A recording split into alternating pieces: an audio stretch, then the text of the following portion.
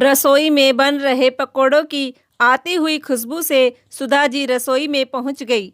बहू, पकोड़े बना रही हो क्या? 2 पकोड़े अपने ससुर जी के लिए भी दे दे, उन्हें बहुत पसंद है। सुधा जी ने अपनी बहू अंजलि से डरते डरते हुए कहा।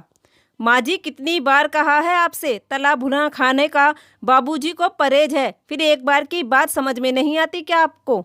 रसोई में पकोड़े बना रही अंजलि अपनी सास सुधा जी से चिल्लाकर बोली तो सुधा जी की आंखों में आंसू आ गए और चुपचाप जाकर बाहर आंगन में झाड़ू मारने लगी। कुछ देर बाद अंजलि सुधा जी के आगे खाने की थाली पटकते हुए बोली, यह लो, जल्दी से खाना खा लो और बाकी का काम पड़ा है उसे भी समेट लो। सुधा जी खाने की थाली लेकर बाहर आंगन में ही बैठकर खाने लगी। पहला टुकड़ा ही तोड़ा था कि तभी दूसरी बहू आकर सुधा जी पर जोर से चिल्लाई, माँ जी, आप यहाँ बैठकर खाना खा रही हैं और मेरा वहाँ सारा काम पड़ा है। खाना बाद में खाना, पहले पूरे घर में झाड़ू और पोछा मार दो। सुधा जी की छोटी बहू प्रिया उन्हें हाथ पकड़ कर खींचते हुए ले गई। सुधा जी बहू से कहती रह गई कि पहले खाना खा लूँ, लेकिन बहू ने उनकी एक न सुनी। सुधा जी के 2 बेटे थे। दोनों बेटे एक ही घर की छत के नीचे अलग अलग रहते थे, मतलब दोनों भाई न्यारे रहते थे। सुधा जी और उनके पति चंद्रपाल जी को बहू ने एक छोटी सी कोठरी दे रखी थी। दोनों पति पत्नी उसी में ही रहते थे। सुधा जी के पति कई महीनों से बीमार चल रहे थे। दोनों बहुओं को सास ससुर की सेवा से कोई मतलब नहीं था। माता पिता को जिस भी बेटे के पास रोटी मिल जाती खा लेते, नहीं मिलती तो भूखे भी सो जाते। दोनों बहू अपना अपना घर का काम सुधा जी से करवाती।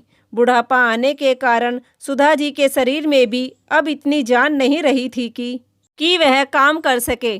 फिर भी 2 रोटी खाने के लिए वह दोनों बहू के घर का सारा काम करती। अपने ही घर में सुधा जी बहुओं की नौकरानी बनकर रहती थी। अपने बीमार पति से सुधा जी बेटे बहू की कोई बात नहीं बताती। अब तो घर पर बेटे और बहुओं का राज था।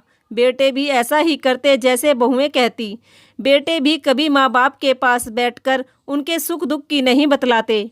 एक रात चंद्रपाल जी और सुधा जी बैठे आपस में बातें कर रहे थे। सुधा, मैं बीमार रहता हूँ, कुछ पता नहीं कब तुम्हें छोड़कर चला जाऊँ। ऐसी बातें मत कीजिए, आप चले गए तो मेरा क्या होगा?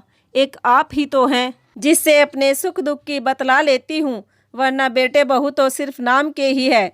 सुधा, मुझे पता है तुम्हारे बेटे और बहू कैसे है, इसलिए आज मैं तुम्हें कुछ बताना चाहता हूँ। मेरे जाने के बाद तुम्हें अपने बेटे और बहू से दबकर रहने की ज़रूरत नहीं है, क्योंकि मेरे मरने के बाद तुम इस घर की मालकिन हो। सुधा जी चंद्रपाल जी के चारपाई पर बैठी हुई उनके पांव दबा रही थी कि तभी अचानक चंद्रपाल जी को खून की उल्टियाँ होने लगी। पति की ऐसी हालत देखकर सुधा जी घबरा गई और वह रोते रोते हुए जोर जोर से बेटों को आवाज़ लगाने लगी। माँ की आवाज़ सुनकर बेटे और बहू वहाँ आ गए। बेटे उन्हें हॉस्पिटल ले जाने लगे तो बड़ी बहू बोली, कोई ज़रूरत नहीं है प्राइवेट अस्पताल में ले जाने की, किसी सरकारी अस्पताल में ले जाना। हाँ, प्राइवेट अस्पताल में बहुत खर्चा होता है। छोटी बहू भी सुर में सुर मिलाते हुए बोली। दोनों बहुओं की बात सुनकर सुधा जी का कलेजा छलनी हो गया। पत्नियों के कहे अनुसार बेटे बाप को सरकारी अस्पताल में ले गए, जहां जाने के कई घंटे बाद भी डॉक्टर नहीं आए। चंद्रपाल जी की हालत बिगड़ती जा रही थी। उनकी हालत को देखकर सुधा जी का कलेजा बैठा जा रहा था। बेटे, तेरे पिताजी की हालत में कोई सुधार नहीं है, डॉक्टर भी अभी तक नहीं आए हैं, तुम कहीं और ले चलो। माँ, आपका दिमाग खराब हो गया है क्या? अच्छे हॉस्पिटल के लिए पैसे चाहिए, अब क्या अपनी बीवी और बच्चों को बेच दे हम? बेटों की बात सुन सुधा जी सन्न रह गई और पीछे पड़ी कुर्सी पर बैठ उनकी आंखों से आंसू आने लगे। हॉस्पिटल में खड़े चारों तरफ से लोग सुधा जी के बेटों के मुंह की तरफ देखते रह गए। चंद्रपाल जी की सांसें बीच में अटकी हुई थी। तभी डॉक्टर भी वहां आ गए और जल्दी से चंद्रपाल जी के इलाज में लग गए। डॉक्टरों को देख सुधा जी के दिल को थोड़ी शांति मिली। कुछ देर बाद भगवान की दुआ से चंद्रपाल जी की हालत में थोड़ा सुधार आया। दोनों बेटे माँ को हॉस्पिटल में छोड़ चले गए। सुधा जी पूरे दिन और रात चंद्रपाल जी के साथ हॉस्पिटल में रही।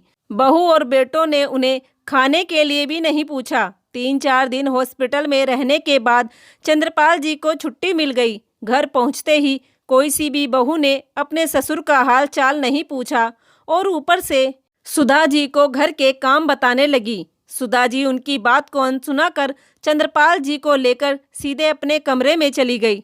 सुधा जी ने बड़ी बहू से चंद्रपाल जी के लिए दूध वाला दलिया बनाने को कहा तो अंजलि ने साफ मना कर दिया। सुधा जी ने कुछ नहीं कहा और चुपचाप छोटी बहू की रसोई में जाकर उससे दलिया बनाने के लिए कहा तो उसने भी सुधा जी को बुरी तरह झिड़क दिया। वह चुपचाप अपने कमरे में आ गई। दोनों बेटे और बहू अपने कमरे में खाना खाने लगे। सुधा जी चंद्रपाल जी से बोली, सुनिए जी, आपने कहा था ना बेटों और बहुओं से दबकर नहीं रहना, तो आज वह समय आ गया है। आप अपने शरीर से बेबस और लाचार हैं, कुछ नहीं कर सकते, लेकिन आज मैं आपके बेटे और बहू को ऐसा बेहतरीन सबक सिखाऊंगी कि वह सारी जिंदगी याद रखेंगे। चंद्रपाल जी बोले, सुधा, मैंने तो तुमसे पहले ही बोला था, लेकिन तुम अपने बेटे और बहू के मोह में पागल थी। सही कहा जी आपने, पागल थी, लेकिन अब नहीं। सुधा जी ने दोनों बेटों और बहुओं को अपने कमरे में बुलाया। अब क्या हुआ माँ, कौन सी आफत आ गई? ठीक ठाक तो है पिताजी, खाना भी चैन से नहीं खाने देती हो। जीवन नर्क बना दिया है तुमने हमारा। नहीं बेटा, अब तक तो तुम्हारा जीवन नर्क था, लेकिन मैंने तो स्वर्ग बनाने के लिए तुम्हें बुलाया है। अब कहो माँ, क्या कहना चाहती हो? छोटा बेटा तुनक कर बोला। सुधा जी ने चंद्रपाल जी की अलमारी से वसीयत निकाली और दोनों बेटों के हाथ में थमा दी। वसीयत देखकर बेटे और बहू खुश हो गए। वसीयत को लेकर अपने कमरे में जाने लगे तो सुधा जी बोली, बेटा इसे जरा पढ़ तो ले, क्या पता कुछ कमी रह गई हो। बेटे और बहुओं ने जैसे ही वसीयत पढ़ी, उनके पैरों तले जमीन खिसक गई। सुधा जी ने उनके हाथ से वसीयत छीनते हुए कहा, अब मुझे कुछ पढ़कर सुनाने या कहने की जरूरत नहीं है। अब हमारी वजह से तुम्हारा जीवन नर्क बने, हम यह भी नहीं चाहते। इसलिए अपना सामान उठाओ और जाकर अपना जीवन कहीं और स्वर्ग बनाओ। माँ की बात सुनकर बेटे और बहू उनके पैरों में गिर गए। माँ, तुम तो माँ हो, हम तुम्हारे बच्चे हैं, हमसे गलती हो गई, हमें माफ़ कर दो। नहीं मेरे बच्चों, गलती तुमसे नहीं, आज तक मुझसे ही हुई थी, जो मैंने तुम जैसी औलाद को जन्म दिया। सुना था कि कपूत बेटे भी होते हैं, लेकिन आज देख भी लिया। जो बेटे माँ बाप की सेवा नहीं कर सकते, बेटे होने का कोई फर्ज नहीं निभाते, उन बेटों का माँ बाप की संपत्ति पर कोई अधिकार नहीं है। बहू सास को घर में नौकरानी बनाकर रखती है, सास ससुर को खाने से भी तरसाती है और बेटे बाप के इलाज को खर्चा बताते हैं, यहाँ तक कि अकेला अस्पताल में छोड़ घर में लोट लगाते हैं। नहीं चाहिए हमें ऐसी औलाद। जाओ हमारे इस घर से और हमारी दुनिया से दूर, कभी पीछे मुड़कर मत देखना हमारी तरफ।